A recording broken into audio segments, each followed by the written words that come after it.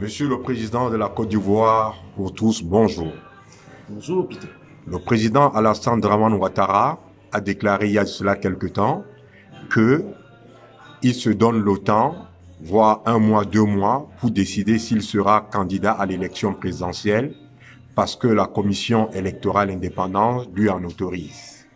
Alors, nous voulons avoir votre opinion sur tout ce qui se passe dans le pays, compte tenu de la situation actuelle du pays.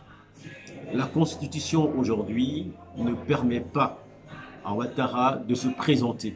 Donc pour nous, il n'y est même pas question de débattre de ça, puisque la Constitution ne lui permet pas. Deuxièmement, depuis les années 90, Ouattara est à l'origine de la déstabilisation de la Côte d'Ivoire.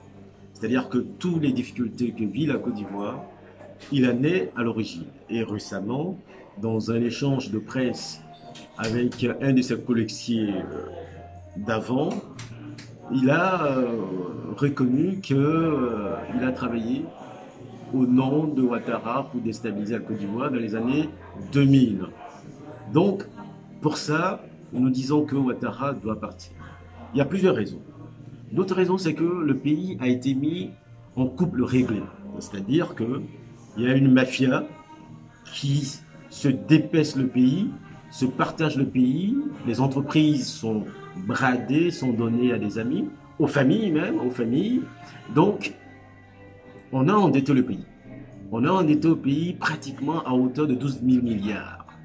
Nous ne savons pas le contenu des accords de prêt. Nous ne connaissons pas non plus les taux d'intérêt.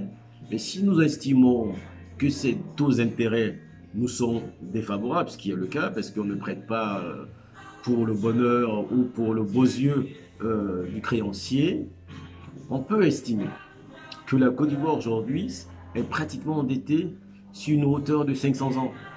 Ça veut dire 5 siècles. Et qui va payer tout ça? C'est les Ivoiriens d'aujourd'hui, ceux de demain et ceux d'il y a encore 500 ans. Est-ce qu'on doit continuer comme ça ou est-ce qu'il va falloir faire autre chose? Nous disons, dans le cadre de la Côte d'Ivoire pour tous dans la justice, que Ouattara doit partir et que ceci n'est pas négociable. Pourquoi? Parce que Ouattara et ses amis ont mis la Côte d'Ivoire pratiquement sur une couple réglée. Et ça, les gens doivent le comprendre. Deuxièmement, pour nous, les élections ne sont pas une priorité.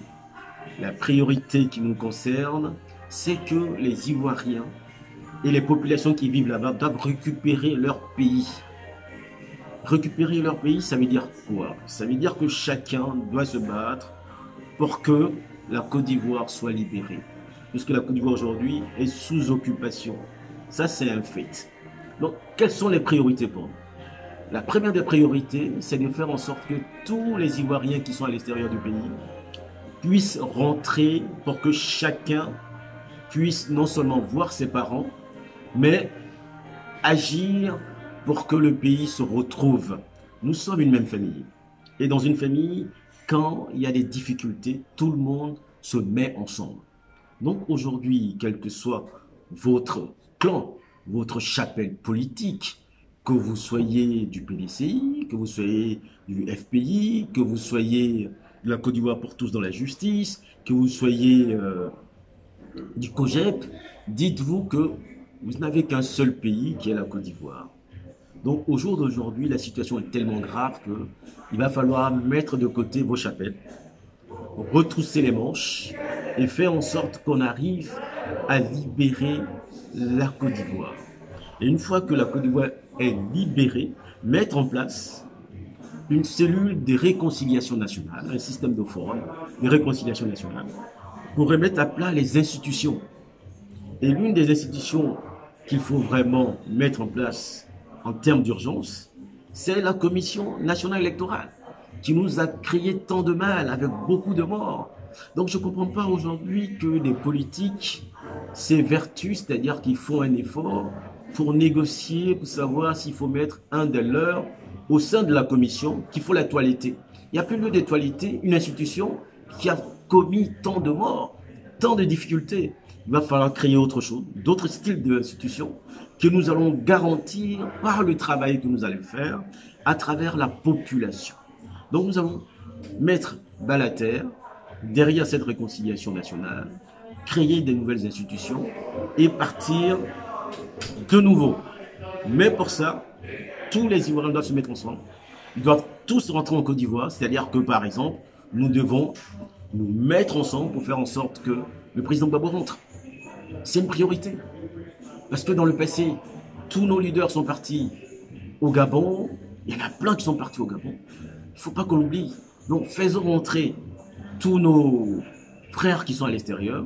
Une fois qu'ils sont rentrés, nous allons remettre en place, on va dire, un recensement de la population pour savoir qui est qui et comment nous allons remettre le pays en marche. Donc n'ayez plus peur, ayez confiance en vous et faites en sorte que nous parlions d'une seule voix et que nous ayons une seule action. Faire partir Ouattara, c'est le moment. Le moment est arrivé. Il a eu 2 mandats, c'est largement suffisant. Je vous remercie et je compte sur vous pour que ça se réalise.